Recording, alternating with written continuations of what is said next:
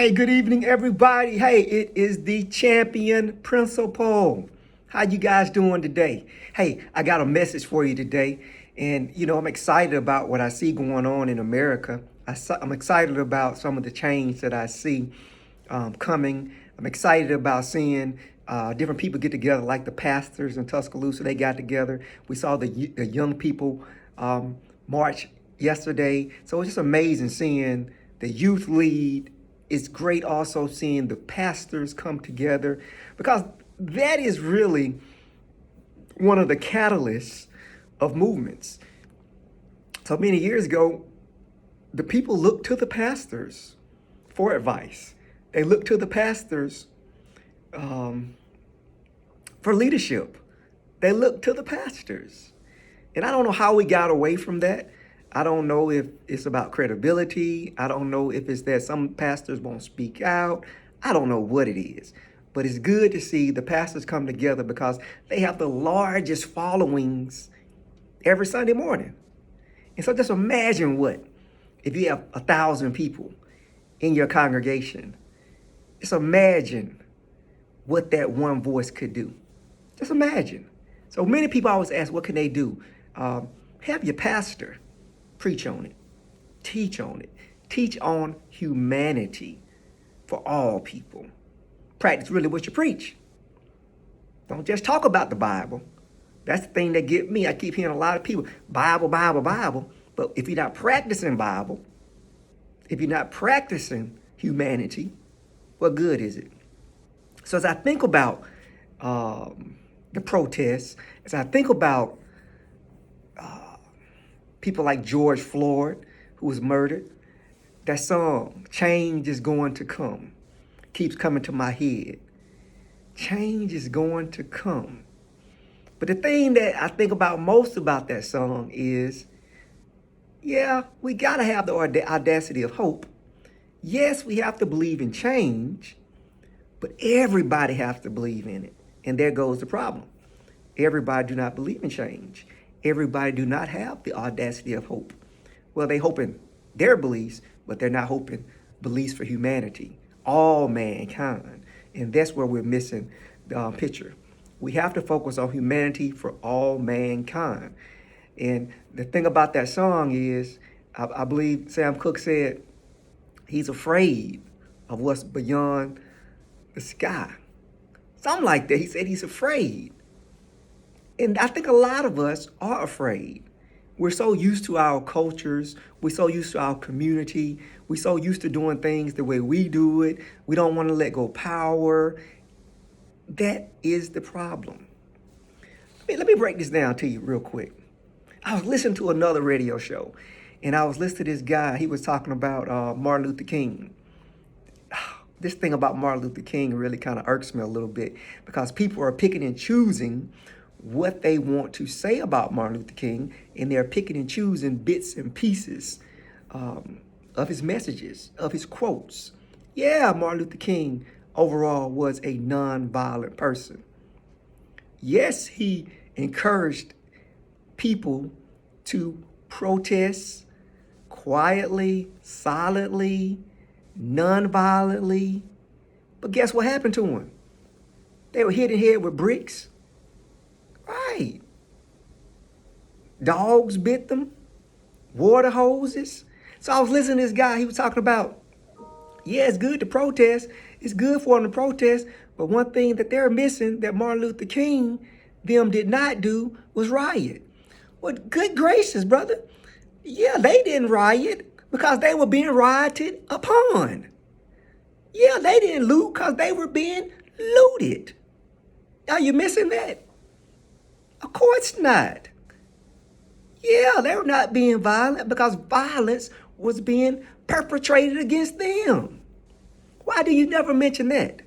It's just this arrogance, this snobbish type of mindset that talks about, well, Martin Luther King did it like this. Martin Luther King did it like that. The people back then didn't do this. They didn't do that.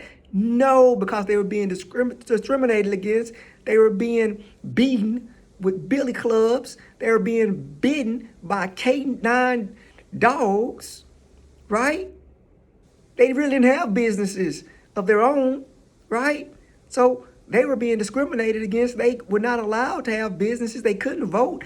Everything was taken away from people who had nothing. It's kind of like King says.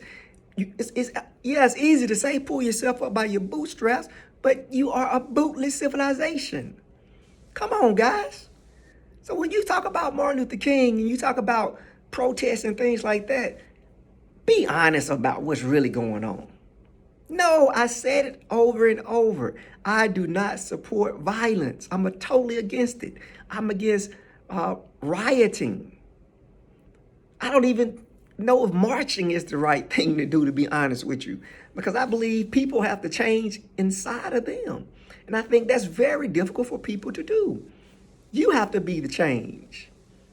A lot of these things were taught by parents. Most things that my son know, it was taught by his parents. He was taught to love everyone. He was taught to have a good heart and appreciate everybody and respect everyone. All parents are not teaching that. Some parents are teaching racist ideas. And it's hard for people and young people to combat that. So we're talking about change is going to come. It's hard to change if we do not face reality. Look, again, no, Martin Luther King, SCLC, many years ago, they were not the violent ones. No, violence, they were being treated violently. Right, I agree with that. So that's why you did not see riots, because it was a riot, all right, but the riot was on them. Burning down whole cities and things like that. Burning crosses in people's yards. Look what they did to Emmett Till. Mutilating humans. Forcing them into the prison systems to work. It goes on and on and on. Let's be honest about this, guys. So that's why we're here. Although we want change to come, it's hard to change because I believe people are afraid of what that looks like. I really do. Now, listen to the radio stations. Read the texts, the tweets that everybody is doing these days. And now they're having to go back and do apologies and things like that. It's in their heart. It's in their beliefs. That's what they truly believe. That's just how they were. This is how it is. What can you do about that? Now, so what do we do when it comes to riots? Number one, we have to have leadership who can stand up and lead. Clear leadership. Somebody who can bring all the people together and lead. You need a real community organizer who can bring all the organizations together and lead. We can't just have bits and pieces, this group here, this group there, and everybody doing their same thing. You have to have a think tank and bring the think tank to the table and then lead. So that's step number one. You have your think tank, you have the right people, the right organizations, and you're at the table, and then you come up with one voice. So whoever that person is going to be the one voice, but you also have an invisible council who advise you so you can come up with an agenda, a game plan, goals, and your next steps. That's the thing. Why do you need this? Because that method worked. That worked during the civil rights struggle. And as I keep thinking and reflecting back, and I keep listening to these radio stations and these interviews, I'm going backwards for a second. Some people just do not get it. Some people get it. But a lot of people do not get it. Just think about this for a second. What other group of people were brought from another country, enslaved in a foreign land, made to work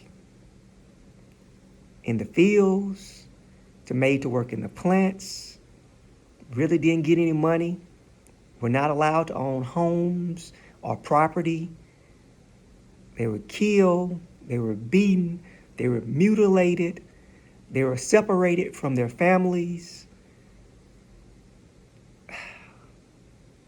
Man, I cannot breathe. Just imagine that.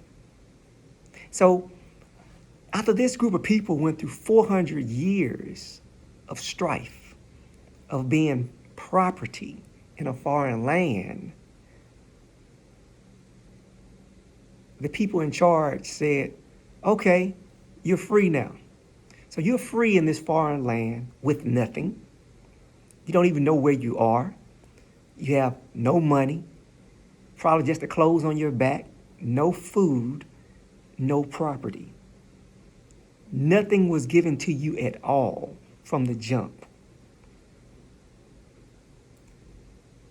Then, when many of these individuals went out there and made their own way, whether they found property, whether they went back to work on different plantations or created businesses, some of them were able to find ways to make money. And they were able to actually create cities and things of that nature, or towns rather. But those towns were destroyed. Every good thing that they did, that African Americans did, was destroyed. So even when African Americans pulled themselves up by their bootstraps, a lot of times everything that they worked hard for was still destroyed. And I know somebody sitting there thinking like, well, that happened then. Do you not think that when things like that happen, it do not have effects? Those residual effects happen on and on and on, and it causes like generation curses. It's just like somebody not playing, but like somebody running a race. And so you running the 400 meters or something, I don't know. And when you let that person get a 75% head start, then you say, y'all come on, you can go now. Let's go. Is that fair? No, it's not fair. You have to be out of your mind to think that's fair. Just like you have to be out of your mind to think things are fair now when you had a 450-year head start. Come on, guys. Do you really believe that? No property, no money, nothing.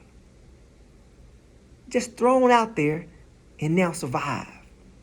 It's totally amazing to me of where we are right now. And then the problem with it is you still have a lot of people and institutions who still practice this. Whether you can't go get a loan, whether you can't get enrolled in a certain college or university, whether you can't get a certain position in a company. You can only go so high with that glass ceiling. You see what I'm saying? Do you see what I'm saying? Those are the things that people are dealing with. Voting rights acts. Think about all the people who were put in prison, especially all the young men who were put in prison right after the Civil War. And then what about all the men who've been discriminated against and were thrown in prison in modern day time? What about all the sentencing guidelines where you see this person over here, they sell drugs, but somebody over here, they sell drugs and they get two different sentences? How one person get 20 years, one person get probation? Come on now. Think about it. It's going on right now. The crack dealers, they got long sentences. The meth dealers, not getting the same sentences. Come on now. Crackheads, meth heads, it's different. One need rehabilitation. One is a monster. Come on now. There's so many things that have kept different races of people behind. But the most deadly thing, the deadliest one is that mentality of saying, get over it, move on, as though things were set up fair. And you know it was not fair. Guys, I'm going to stop right there. We'll pick back up later. Thank you for listening.